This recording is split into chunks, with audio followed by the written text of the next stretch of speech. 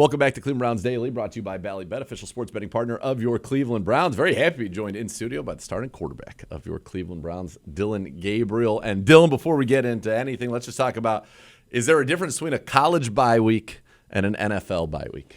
More time off. You know, in college, they definitely keep you there, and you got some school, so it was good to have a true week off and then spend some time with family. So yeah, what'd you do? Needed. Went to some dinner spots, so kind of learning my way around there, and then it's a good food town. Underrated food town. It's very underrated. Yeah. And got to go to a Cavs game with IB and Carson. Yeah. So we enjoyed that, and then just chilled. I slept in and got out of bed when I wanted to. It had to be nice. Nice. What's your normal like in the build? Like this week, what's your in the building time? Probably around 6:45, 7. Okay. And then we're rolling. You know, you don't leave till 5 or 6. So it's good though, and I think what's cool too is like a different schedule from college to NFL is like all day it's football. So there's so much you can accomplish within a day. All right. As you kind of sit here, and this is unfamiliar territory for you. I can't imagine the last time probably in 4 games that you only won one of them. Maybe never in your life. I'd probably say probably not. How have you kind of just processed the difference in the National Football League and sit back and say, okay, we got 4 games in here. How have you kind of looked back on it? And what was your own like self-scout process? Yeah, I think it's interesting. You know, I think going through this process, you are going to appreciate it down the road. And in the moment, there's a lot that you want to expedite the process and get to a level where you feel happy about playing at. And that's collectively as well. But as a quarterback, you know it's going to be judged off of wins and losses. That's part of why you sign up for it and the love for the position. But also, you know, I know there's going to be strides I need to take to get better, you know. And I think from game to game, there's been different challenges. And I think I've learned week to week, you know, everyone's got great players. You know, it's the National Football League, and it's not college. There are no cupcakes, no non-conference. Yeah, no. Right. But you know, I just think the competitive level of football that we're playing at, all around the league, there's a lot of great players, and there's a lot of good edge rushers.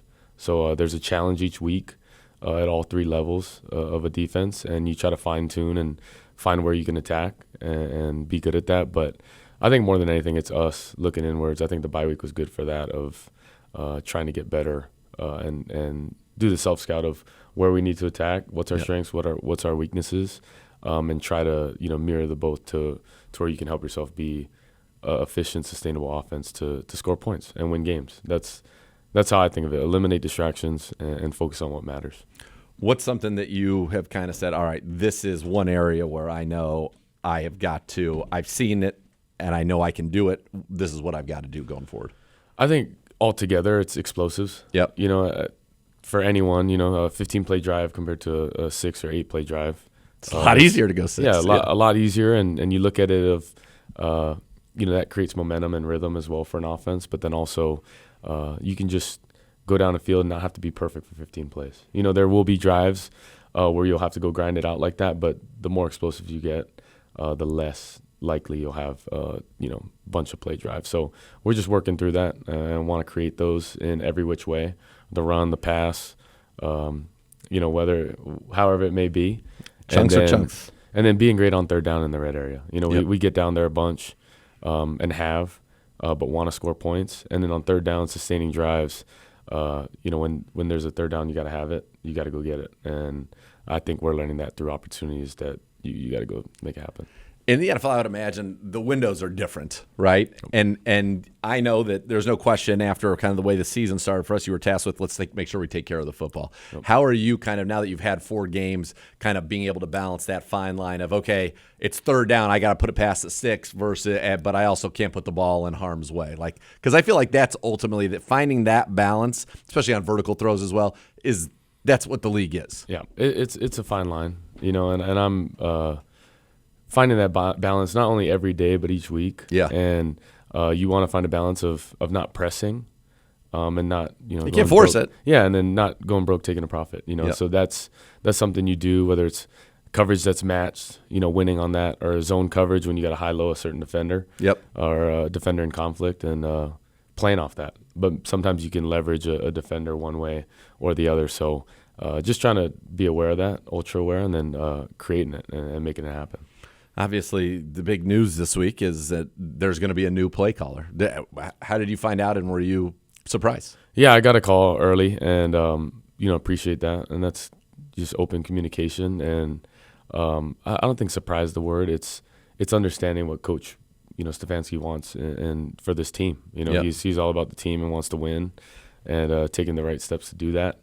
I think for Coach Tommy, it's someone that's been a consistent voice in not only the locker room but just on the offensive side of the ball, and I think it'll be good. I think it'll be good just because who Coach Tommy is. I've been a fan of him even in college, but even getting to work with him, it's like I think day to day nothing has really changed. It'll just be the flow of on game day. So we look forward to it. We're all coming together to create improvement, and that's all we're focused on.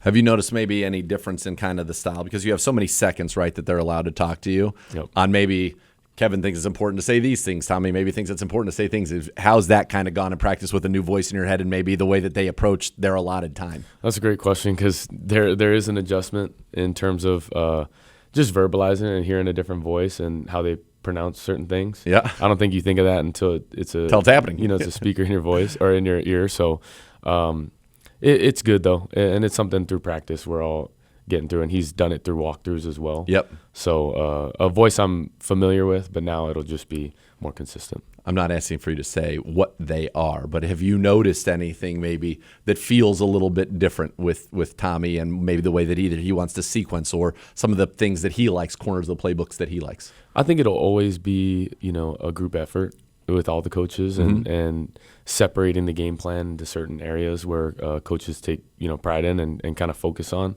I don't think that'll ever change, but I think, within a flow of a game, I think certain guys just have great feel.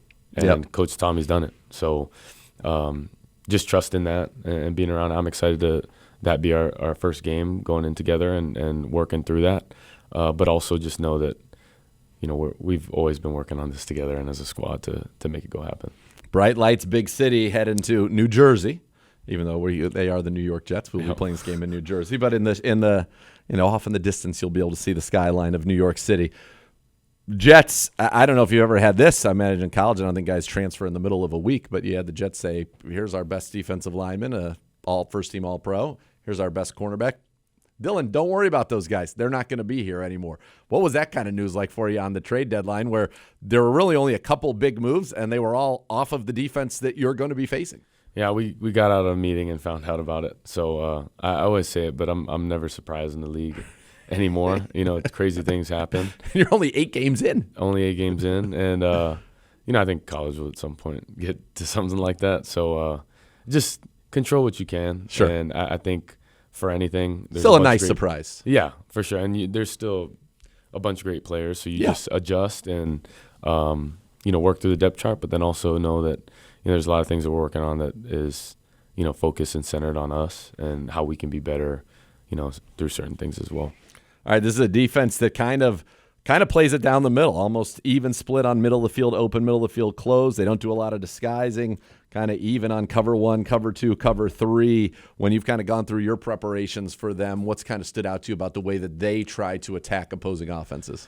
I think it's trust in personnel, also confidence in, coverages that they've ran a bunch throughout, whether it's training camp or OTAs. I think that's where that kind of style of play comes from. Yep. And that's trust and belief in who they got. So I think that's, usually goes on either end of the stick on that one. But I think they're a great team, and they'll obviously create challenges in multiple ways. When you look at a team that, and I think they're top 5 in the league in terms of their cover 2 percentage. When you see a team that does play some of that shell, how does that, kind of change maybe your mentality? And did you see as much of this in college? I feel like it seems like a trend. Like Minnesota, we play Minnesota. They come into it. They're like a huge shell team. Now they changed it up a little bit with us, but that's still a big shell team. I think there's themes within a year throughout every league. Yeah. And what's working, and if a team had success with it, other teams will try it, and then sure. You may get that theme throughout. But for the most part, I think that it's different ways of switching it up. I think it's maybe the drastic shell to a single high look and maybe not expecting it or trying to get, maybe an offense used to one coverage and then they got a change up that may get you off for a play. So I think that's kind of more so maybe the reasoning behind that. How important is it to get said Tillman back, which is great to this offense? How important is it for you to say and even get with the coaches and be like, look, let's get these receivers going early? Because I got to imagine it's like basketball, right? You want to get your scorers the ball, let them see the ball go through the net, get into the rhythm of the game. So how important is that, and is that something that we should expect to see maybe coming out here in New York? It's huge. You want to get everyone going, and especially your best players. Yep. And I think everyone's aware of that.